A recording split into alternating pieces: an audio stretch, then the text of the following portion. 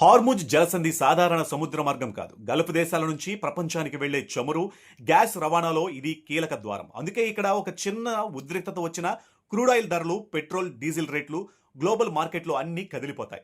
ఇటీవల America, Iran మధ్య ఉద్రిక్తతలు తగ్గించేందుకు ఒక అవగాహన ఒప్పందం కుదిరింది. అందులోని ఆర్టికల్ 5 ప్రకారం హార్ముజ్ జలసంధి గుండా వాణిజ్య నౌకలకు సురక్షిత రాకపోకలు కల్పించాలి. కానీ ఈ మాటలే ఇప్పుడు వివాదంగా మారాయి. ఆర్టికల్లో భాష స్పష్టంగా లేకపోవడంతో రెండు దేశాలు దాన్ని తమకు అనుకూలంగా వ్యాఖ్యానిస్తున్నాయని అంతర్జాతీయ విశ్లేషణలు చెబుతున్నాయి.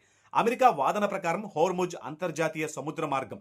ఇక్కడ వాణిజ్య నౌకలకు ప్రీ పాసేజ్ ఉండాలి. ఎవరు టోల్, అనుమతి, మిలిటరీ క్లియరెన్స్ పేరుతో అడ్డుకోవద్దు. కానీ ఇరాన్ మాత్రం ఈ మార్గ భద్రతలో మా పాత్రను గుర్తించాలి, మా తీర ప్రాంతానికి దగ్గరగా వెళ్లే నౌకలు మా నియమాలు పాటించాలి అంటుంది. ఇదే సమయంలో కొన్ని వాణిజ్య నౌకలపై దాడులు, మార్గం మార్పులు, అనుమతి నిబంధనలు అంటూ పరిస్థితి మళ్లీ ఉద్రిక్తంగా మారింది. కొన్ని నివేదికల ప్రకారం షిప్పింగ్ ట్రాఫిక్ కూడా తీవ్రంగా తగ్గింది. సాధారణంగా రోజుకు 40 నుంచి 50 నౌకలు వెళ్లే పరిస్థితిలో కొన్ని రోజుల్లో సంఖ్య గణనీయంగా పడిపోయిందని సమాచారం.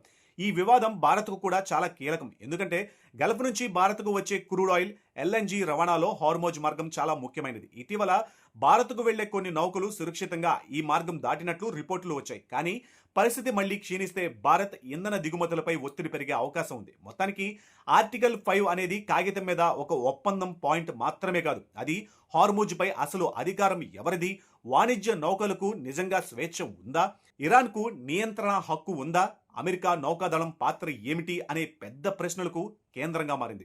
ఒకవైపు అమెరికా ఫ్రీడమ్ ఆఫ్ నావిగేషన్ అంటుంది, మరోవైపు Iran security with our control అంటుంది. ఈ రెండు లైన్ల మధ్య ఇప్పుడు ప్రపంచ చమురు మార్కెట్ భవిష్యత్తు వేలాడుతుంది.